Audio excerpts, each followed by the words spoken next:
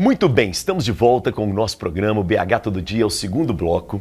E aqui no intervalo foi muito interessante porque a gente continuamos a falar sobre a cidade, sobre o afeto, né? Sobre as amizades. E surgiu aqui uma preocupação generalizada com pessoas que fazem parte da cidade de Belo Horizonte e que muitas vezes a gente começa a transformá-las em invisíveis, mas elas não são invisíveis, elas existem. São pessoas que estão naquela situação de estar nas ruas. E aí vou começar até contigo, Ricardo, porque você está no centro de Belo Horizonte, num lugar onde a gente tem uma população que aumentou demais, essa população em situação de rua, né? Sim, a população ela aumentou absurdamente, tá? Ela não deveria, mas ela é um problema, porque ela tem as suas necessidades, elas precisam de ser atendidas, não em todas, mas Sim, em uma boa parte delas, dessas necessidades, ela precisa ser atendida. E onde elas estão inseridas ali, aqueles comércios, aquelas moradias, precisa também de ser respeitado. Precisa desse ambiente poder ter uma condição de segurança, de higiene e diversas outras para poder seguir em frente, seguir a vida. O trabalho que a Polícia Militar faz, ela dedica, nos dá uma segurança, ele é muito importante. Os comércios se juntam para tentar minimizar o problema, juntamente com as igrejas e tantas outras associações aí da sociedade, mas não conseguimos resolver. Parece que o morador de rua, as pessoas em vulnerabilidade, elas estão brotando do chão. Está chegando para a cidade a cada dia um volume muito maior. Eu não vou te falar que o censo que foi feito não muito tempo atrás, ele já está furado. E como atender? Eu não sei. Eu não tenho essa solução e acho que ninguém tem, mas isso precisa de várias rodadas de conversa, mas não pode ficar só na conversa. A gente tem que levar para ação, a gente tem que levar para solução. Boa. Gustavo, você lembrava que essa população não é igual, né? Você não pode ter uma política única e considerar todos, é muito heterogêneo. Se você entrar naquele grupamento e tentar analisar, você vai ver que existe uma lógica ali dentro, entendeu? Sim. Existe uma lógica. E o difícil é descobrir a melhor gestão. Eu acho que a gestão tem que ser a mais humanística.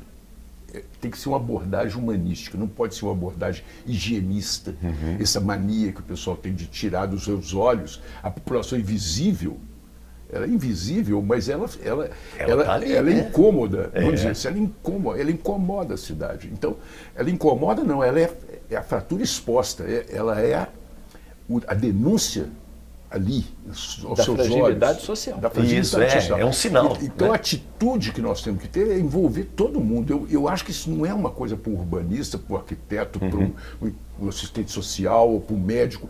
Isso a sociedade inteira tem que se organizar. Eu acho que a sociedade tem que acreditar que isso é um problema e não julgar nas costas o mercado resolve o problema dele, aí ou da o outro resolve o problema dele, cada um resolve. Não resolve. Paliativamente. Nunca resolveu. Entendeu? E pontualmente o problema e acaba exportando ele para outros lugares. Então eu acho que a gente chega disso, porque a cidade é um corpo vivo, ela é feita de todos nós somos importantes e que todos nós queremos contribuir.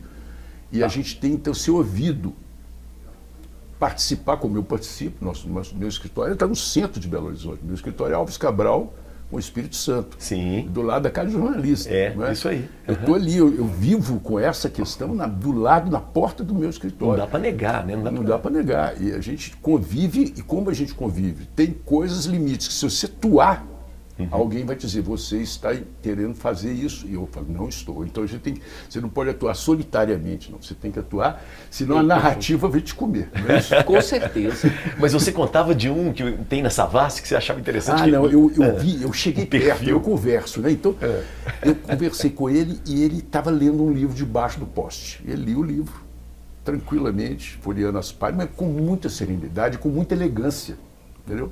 Eu perguntei para ele, mas o senhor não fica aqui na rua? Ele falou assim, olha, eu tenho um prazer imenso de viver no ar livre, na liberdade. Então é um poeta da noite, né?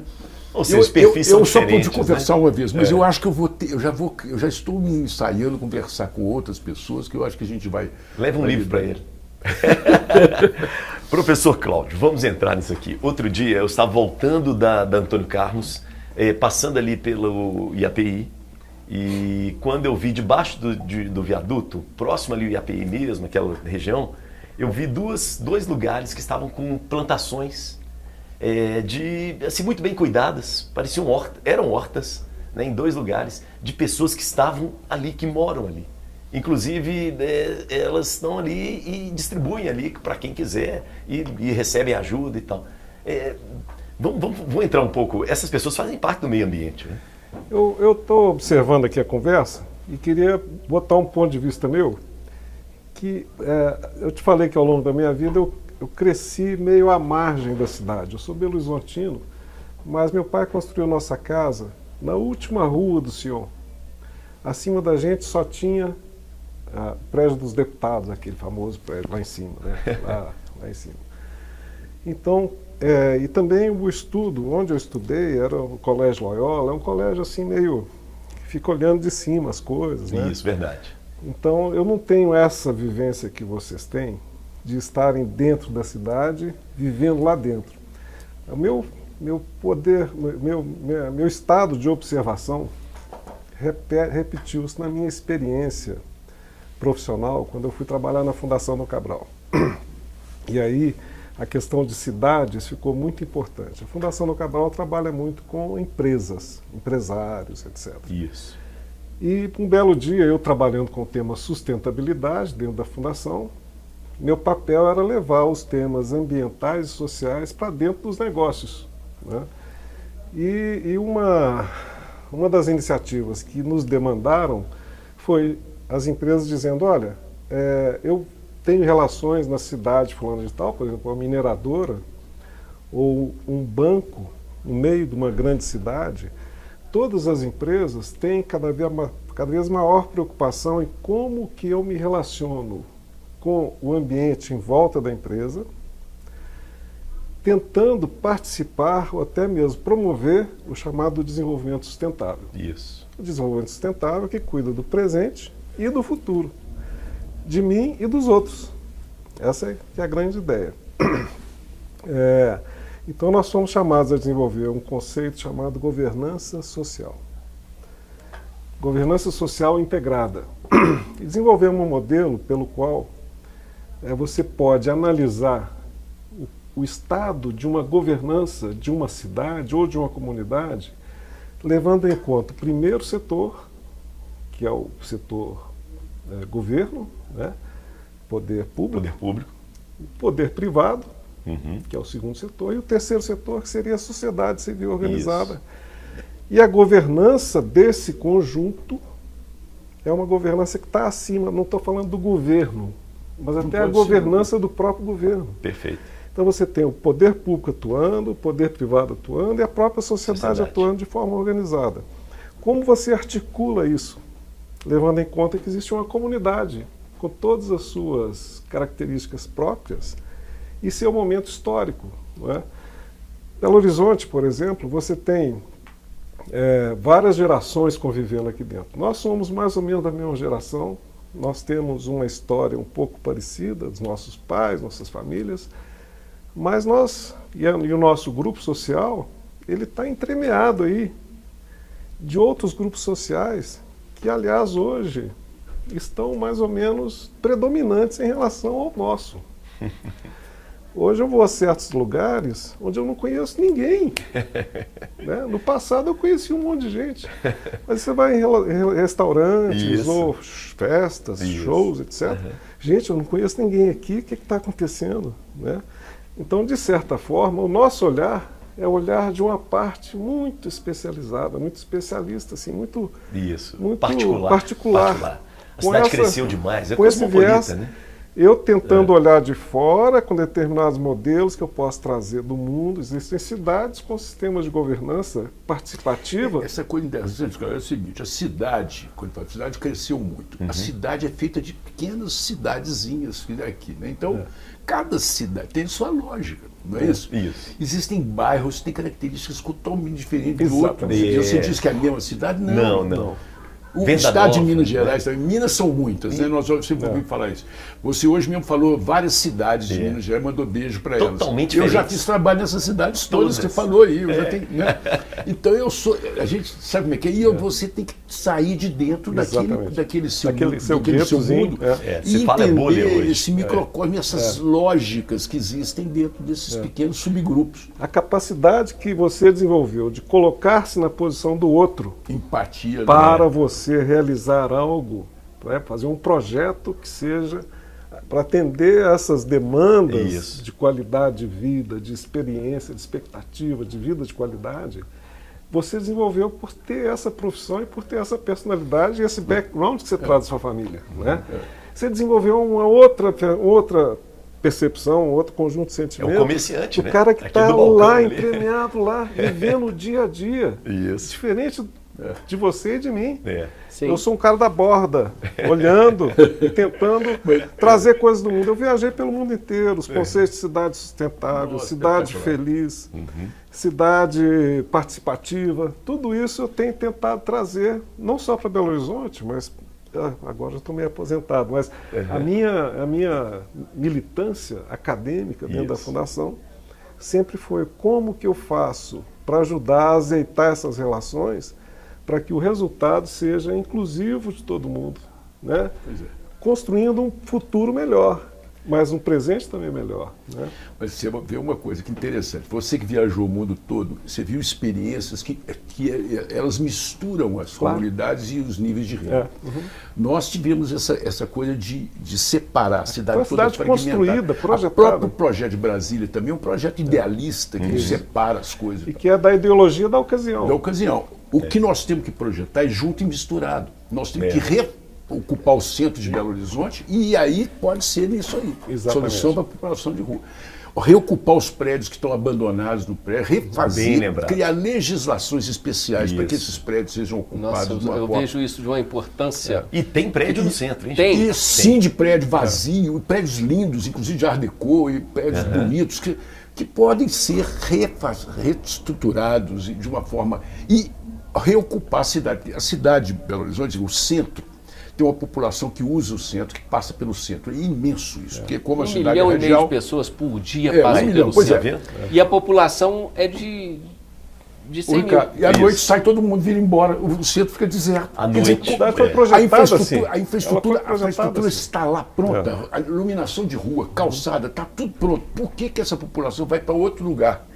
Se ela podia estar animando o centro, animando a vida cultural da cidade. Fora a questão de mobilidade, né? Você está falando. Como que resolveria a mobilidade? E ainda ajusta na mobilidade. Porque a pessoa não precisa sair para ir para Venda Nova, Barreiro, né? Para voltar para casa. Não, isso é muito cruel em Belo Horizonte, né? Eu sempre, quando solteiro, eu falava assim, eu quero morar próximo do meu trabalho. Tá? Isso é qualidade de vida, Ricardo. Qualidade de vida.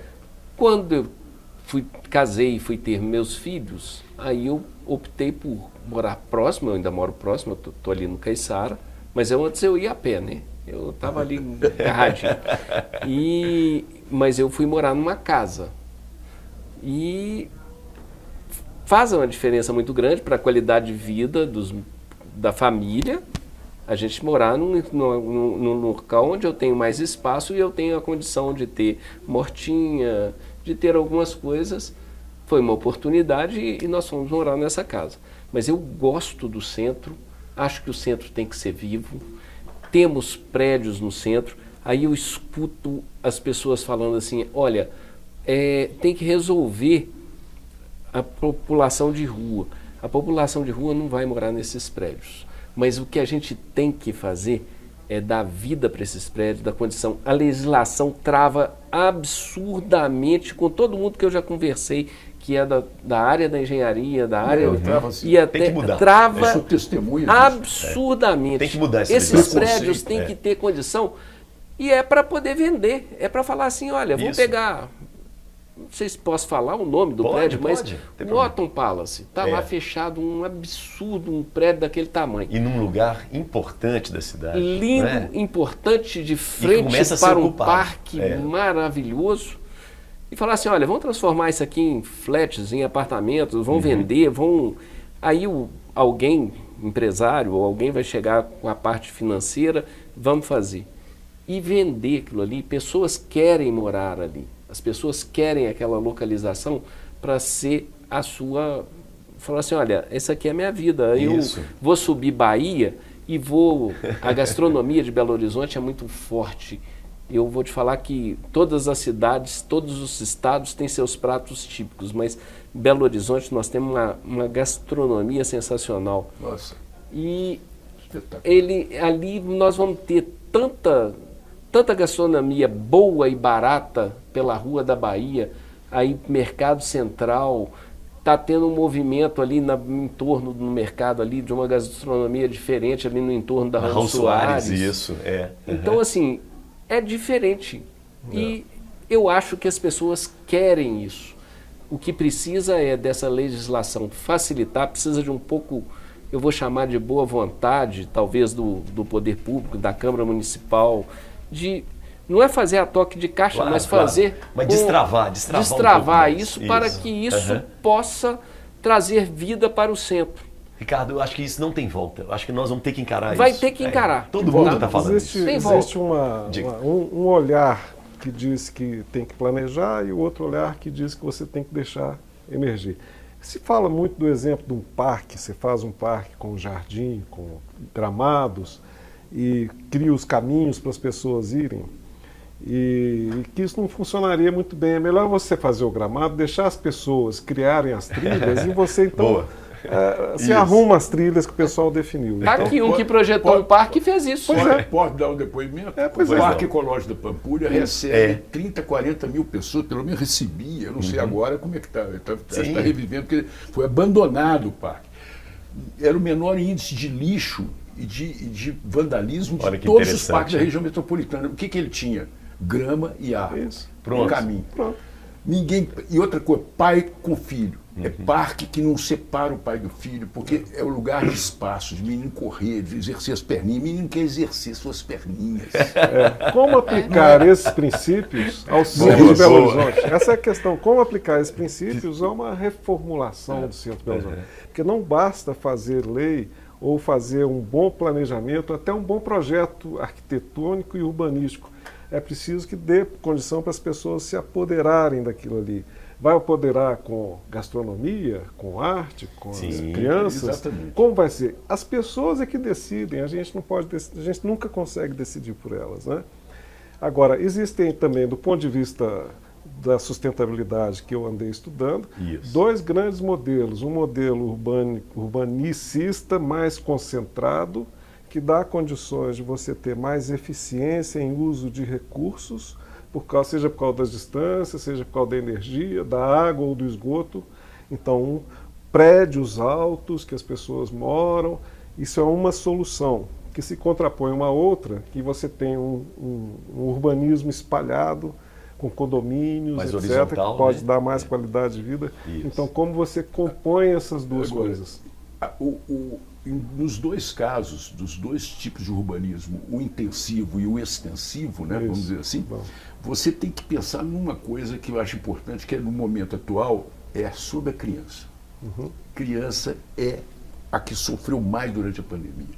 É que foi obrigada a viver sua infância presa dentro do apartamento, sem poder conversar com os amigos. Quer dizer, 2 anos numa época de formação desse menininho.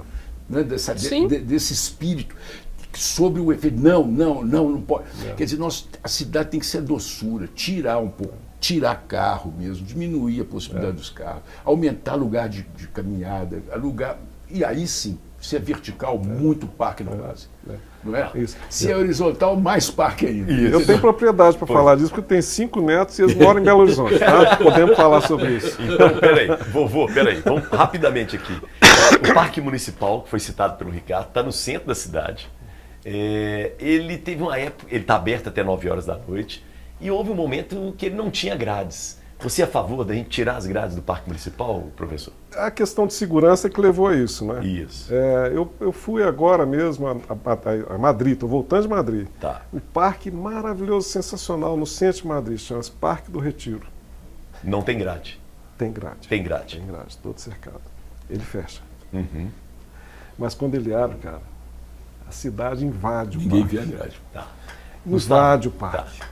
Parque Municipal. O Parque Municipal seria um dos que eu fiquei na dúvida, porque o Parque Municipal ele foi cortado em grande parte dele. Né? Hoje ele tem 150 mil metros quadrados. E o Parque Municipal, ele é os gatos matando as árvores. Você sabe da história. O gato derruba a árvore, derruba, porque o gato come o passarinho. Uhum. E o passarinho é que come a broca que dá na árvore. Aí a árvore cai, você sabe disso. Então, Não sabia, não. o gato é que está derrubando a árvore. Aí o pessoal fala, não, eles põem comida para gato, não sei o que, enche de comida para o gato. Mas o gato, ele não come o passarinho porque está com fome. Ele come porque ele é gato, entendeu? Então, as pessoas não acham que tem que embuchar o gato. Tipo, eles estão potencializando o gato. Então, o que é o Parque Municipal? Pelo menos ele vai assustar o passarinho. Você não comer, O vai Parque assustar. Municipal é árvore, tem que botar árvore, Tá. e tem que botar cultura. E eu estou fazendo lá o espaço cultural, Isso. que eu chamo de varandão do parque, que foi feito em vários governos passados e foi omitido sistematicamente de ser terminado, e agora eu acho que o prefeito Fuad resolveu finalizar. E vocês vão ver o que é. É uma caixa de palco aberta com uma cobertura grande, refletor sonoro, e essa caixa de palco é para show de dança, de música. Nós somos a capital do instrumental brasileiro. Isso, o Tony Horta, os Clubes da Esquina, tá aí. Festival de Moreira, jazz, a gente tem tá aí muitos Moura. aqui, né? Então, bom, nós podemos ter dança, teatro, Música. música clássica, com as filarmônicas e as sinfônicas. Podemos ter manifestação de toda a ordem, inclusive de educação ambiental. Educação e estimular a criança a conhecer coisas, a ver imagens e tal. Então, se for feito isso, nós vamos ter um espaço poroso, absolutamente integrado. Eu chamei de varandão porque não tem parede, é todo vazado. E é no Parque Municipal, que vai ter agora muita gente. É preciso conviver com uma situação que eu vi lá no Parque do Retiro, em Madrid. Agora, eu estava caminhando já, querendo sair do parque, eu ouço uma música. Na hora que eu olho, tem uma roda de gente no gramado, tá? Cada um com seu instrumento, outros chegando informalmente com seus instrumentos, sentando. E o que havia? Um grupo de 2 ou 3 homens que organizaram aquilo na forma de distribuir na roda uns laptopzinhos, né? Um iPodzinho. iPad? Com as partituras. Com as partituras. Ah, que legal. Tinha 3 mulheres cantando e quem chegasse tocava, cara. Isso. Palco livre, né? Palco livre. E gente deitada em volta, na grama, curtindo aquele negócio. Não tinha nada programado. O pessoal ocupou o espaço. É isso, é espaço livre. Isso. Não é? Tem que ter as duas coisas, entende? Tem que ter o organizado do poder público, do poder privado, etc. Mas tem que ter aquilo que emerge naturalmente da força da cultura da sociedade. Isso, tem que ter o espaço das pessoas. Ricardo, Parque Municipal, sem grade ou com grade? O que você acha? Olha, eu estudei no IMACO. Sim, que era lá dentro. Que era lá dentro do parque. Mesmo. E eu vi e vivi o parque à noite, eu estudei à noite. Eu acho que é necessária a grade. Tá? Agora, precisamos de incorporar aquele espaço muitas atividades. Entendeu? Muita coisa. Antigamente, fazia parte de uma época, tinha os burrinhos. Isso. Hoje nós podemos ter gente tocando, a gente pode ter teatro, né?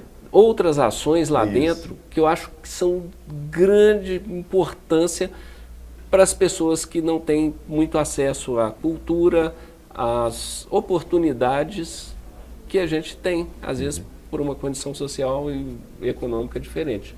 Então tem que ter alguma coisa que a população possa vivenciar. Meu pai foi fotógrafo lambe-lambe no Parque Municipal. Olha só. Eu fui criado ali também. Olha. Conheço muito o parque, assim. Eu né? lembro bem dessa Eu matava situação. aula no Parque matava que eu aula. ia matar aula no Parque Municipal. A gente aproveita pouco o parque. né? Teve um dia que eu e o meu amigo estavam matando aula no Parque Municipal, eu e o Giuseppe, nós estávamos remando no Parque Municipal. Aí eu... Ilha dos Amores. Tem uma ilha ali, ó. A Ilha dos Não, eu Amores. estava com ele, nós estávamos matando aula, nós estávamos estudando aplicação. Aí de repente eu olhei na margem assim, via duas senhoras lá, mamãe e a mãe dele. Como é que elas descobriram? O Parque Municipal, tem um amigo meu, eu não vou falar o nome, não, mas é engraçado, são dois amigos, engraçadíssimos. Eles chegaram naquelas barcas lá do Parque Municipal, Isso. perguntou assim, essas canoas aí estão tudo bem? Eu falei, não, essas Segura, canoas estão segura. perfeitas, nós já calafetamos tudo aí. Eu falei, então não serve para nós não, porque nós só entramos em canoa furada.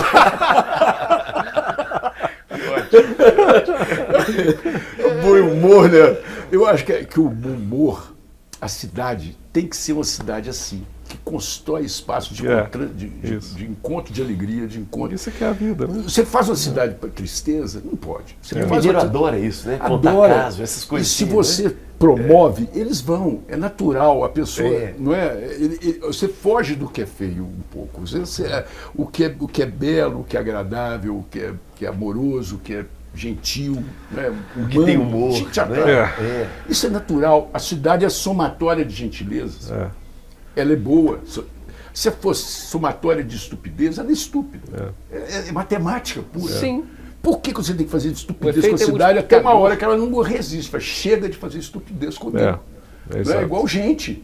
Cidade é igual gente. Trata bem dela que ela responde bem. Trata mal que ela vai te responder mal. Não é? Então eu acho que essa contabilidade é boa, né? Eu falo lá no mercado que as pessoas falam assim, gente, tem que fazer um mínimo. Você tem que cuidar da sua porta. Se eu moro do teu lado e eu varro a minha calçada e passo uma cal no meio-fio, aí eu falo assim, eu não vou fazer. Mas o seu vizinho do outro lado, nosso vizinho lá, ele faz. Vai ficar a sua feia no meio? Então, te obriga. Isso. Tem coisas no mercado assim... O mercado ele não é pichado, vocês já viram isso? Não é. Interessante. Gostaria. Parou de ser pichado, graças a Deus, mas ele era. Só que às 5 da manhã, 5h30, a nossa turma confere o em volta. Às 8 ele está pintado. Olha. Às 8 Se ele ele está tem pintado. tinta para pichar, você tem tinta para despichar. E ele não dá conta de mostrar a pichação dele, porque a gente tira, sabe? Então, pichou, limpa. Tá. Pichou, limpa. A cidade vai ficando. Vai E ficando agora é o bonito. seguinte, já pediu, tem que ir pro intervalo. Não tem jeito. Nós vamos pro intervalo, pichou, pinta. E daqui a pouco a gente está de volta no último bloco. Valeu demais.